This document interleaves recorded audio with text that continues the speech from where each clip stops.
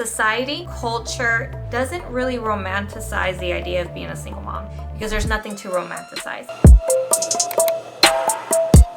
Hi everyone, and welcome back to my channel. If you're new, welcome. If you're returning, welcome back. Today's video I really contemplating on doing. I'm gonna be honest, I really did, because not every single mom story is the same, but I said to myself, I can jump on this camera and provide really good value authentically. The thing is that society, culture doesn't really romanticize the idea of being a single mom. Like, it's a hard freaking job.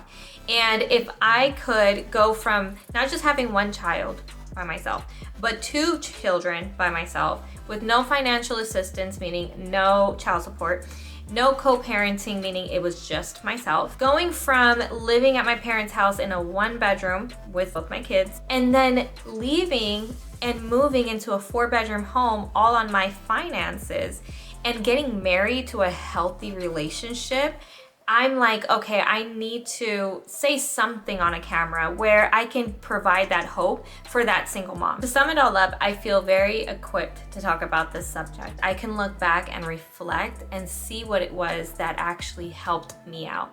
But I'm gonna tell you right now, it's not for the faint of heart. Whether you have one child or you have a healthy co-parenting situation or you have financial assistance, whatever the situation is, it's still not for the faint of heart. Sometimes we get caught up just comparing ourselves and our lives to single people who don't have kids and seem to have it all when it comes to relationships and their bodies and their home and their finances and all of that. And as a single mom, you compare yourself and you kind of forget, like, wait a minute, I have a whole different life. And I used to do that. That's why I bring it up, because I was guilty of that too. And if you're not, then kudos to you. But as a human, I would sit there and be like, I want to go out. I want to get my nails done. I want to do this. I want to do that. And I would forget, hold on, girl, you got 2 kids. You have a whole different kind of life. You can't be trying to compare yourself to people who haven't been through what you've been through. This video, I really had to sit down and think about, because it's not one size fit all. For me, it's like, you need to look at this video and take what resonates and run with it. Let's rewind to what happened and how I was able to change and then come out of it on the other side. My intention in life was never to be a single parent.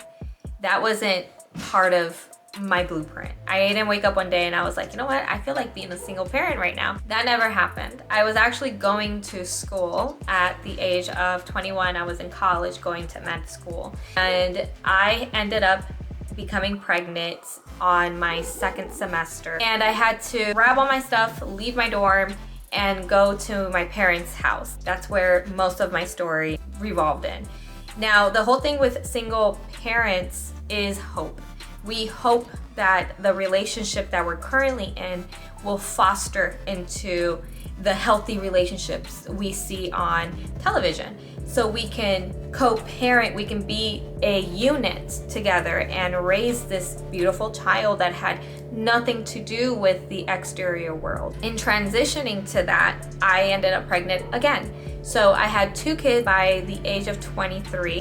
After I had my 2nd child, that hope that I was holding on to, I broke, because it wasn't a healthy relationship to be in. I broke that hope on purpose. And when you break hope on purpose, it's hard, because the only thing as a single mom you would love to have is a partner that loves you and your kids as much as you love them and their kids. But if that's not happening, then you need to walk away.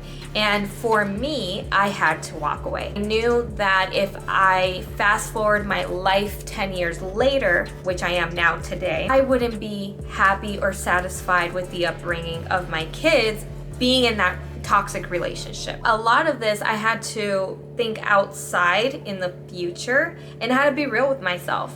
Honestly, was it a healthy relationship? No. Was it going to provide the values and teachings and belief systems that I wanted to instill in my children? Absolutely not. When it was time to actually take action, at that point it was very, very easy to take the action. very, very hard mentally, emotionally to take that action. Because as a single mom, we carry so much guilt. When I made that choice, I said to myself, yes, they lost a parent. Now, what I'm going to focus on is they will never lack love. That was my mindset on it. They will never need to make up for love, because love will be given. Love will be expressed. Let's talk about the mentality part of it all. You have to be so confident and so sure that the way that you're parenting your kids is the correct way, because there's no perfect style of parenting. There's a lot of second guessing, and you have all these people around you that you have to have around because you can't afford to live on your own. There's going to be a lot of hands in the pot. They are your children. You are their mother. You need to be confident and sure that you know best for them. So shedding the skin of being your old self and becoming this new self as a parent is very hard. Get yourself out of the situation that you're in. If you're low on finances or don't like your job or don't like where you live, it takes a lot of discipline as a single parent. Not only are you balancing your schedule, but you're also balancing other schedules, as in your children. When you're shedding away from this old life that you don't want to be part of anymore and you want to upgrade your life, you have to have a lot of discipline. And that's why it's hard, because when it comes to being a single parent, if you don't have all the help that you need, it's not easy to figure out, okay, how am I going to be able to go from this part of my life to this part? And I'll tell you how. And you're gonna be like, okay, well, I thought there was more to it. No, it's this. You have to change your mind. And by changing your mind is you have to believe that you can and work towards it with that belief every single day. So structuring your life. If you have no structure in your life runs you. When you have structure in your life, you run your life. You need to have routines in place. You have to have goals. When you have a goal, you have something that you're shooting for. If you are still stuck in what you really want, then write down what you don't want. By writing down what you don't want, you'll start noticing what it is that you actually want. When you have those ideas in mind, then you have your goals.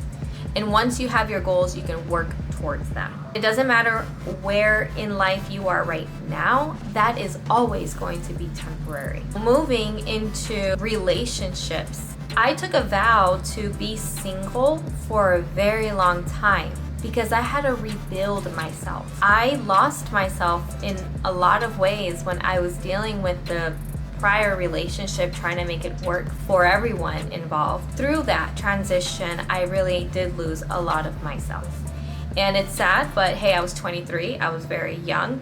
Even at 23, I said to myself, I'm not gonna date anyone until I know who I am, until I know what I bring to the table. Because going back to culture and society, unfortunately, single moms have the stigma of being weight in a relationship. And I had to structure that belief around, because that's further from the truth. Being a single mom is not baggage. Being a single mom is not drama. Being a single mom is not negative. You have to change that mindset. You know why? Because being a single mom means you have time management underneath your belt. Being a single mom means you have perseverance, hard work ethics, financially savvy. You are a teacher, you're a parent, you're a nurse, you're everything to these children. So when you get into a relationship, you bring a lot more to the table than not having kids. Because not only have you demonstrated selfless love towards your kids, but you know exactly how to love genuinely. When you can bring that to the table authentically, you'll attract the healthy partners. I would say this, and I still say this to this day, my kids weed out the weak for me. I would literally just make it known that they come first right now. And they did. They always came first in dating. And on the topic of dating, I did not introduce everyone that I dated to my kids. That's something that I personally did not want to do. Because I didn't do that, the person that I did introduce to them, they knew it was serious. Present day, 3 years ago, I found my life partner.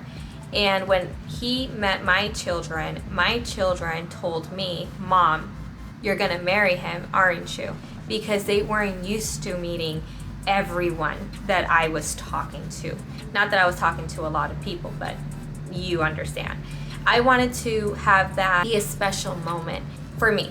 Being single for so long, I realized who I was, what I brought to the table, and going into dating back again, I didn't have any kind of low confidence. I knew that I can walk away at any given moment. I say that, so if you're in a position where you don't know if you should start dating or you are dating, first date yourself. Understand yourself. It's gonna help so much more when you do find that person, and it's gonna be such a healthier relationship when you have a healthy relationship with yourself. Lastly, moms, don't get tied in not taking advantage of your surroundings. By that, I mean I would take my kids to the park, I would take them to McDonald's in the playpen, I would take them to the library because they have story time, activity days that they make them do activity stuff. I would take them there for extra help for free. I would take them all these places so I can be working on what I wanted to work on the side. I still went to school for a period of time, and the only way I was able to study was bringing them along to the library, McDonald's. While they were playing, I was studying. Just really tweaking my environment to help me out. If you have a YMCA around you, take a look at what they offer, because they have parents' night out where you can drop off your kids for 3 hours or so. They feed them pizza, play with them. It just costs like $10 or something. In those 3 hours, I would do my hair or my nails. I would study, work on my passion project on the side. Look into gyms. If you can financially afford $20, $30 here in Las Vegas, the gym that I used to go to, LVAC, the gym I used to go to, I think it was $20, and it included childcare. And they literally have cameras everywhere. So while I was working out, I would look at my children, and it would give me time to myself. And the max time that they were allowed to be in the daycare was 2 hours. So I would work out for 1 hour, and the rest of the other hour, I would pour into myself.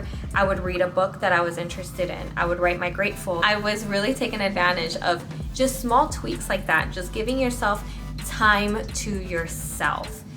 That's what I wanted to leave this video on, is do not neglect your time to yourself. It is so important to really give yourself that time alone, away from the kids. When you are trying to transition away from the life that you're at, it's gonna take a lot of discipline, and that discipline comes from saying no to things. I said no to so many outings. I would have to say no to gossiping. I would not talk about the father of my kids to anyone. Anything negative, I was shut down. Anything negative. News, I didn't watch it, because I was at a point in my life that I wanted to outgrow. And if you're at that point, it does take discipline and it does take boundaries. That's why I wanted to touch on that in this video. If you have any questions, drop them in the comments. I really tried to have this video be helpful and insightful for you, so you know that wherever you are in your personal life, you're able to get out of that and live the life that you always wanted. If you enjoyed this video, click the like button, subscribe. I'm still new, so I'm still trying to figure out like what kind of content I want to do. I wanted to say thank you. I appreciate all of my new followers. Until next time, I will talk to you guys later.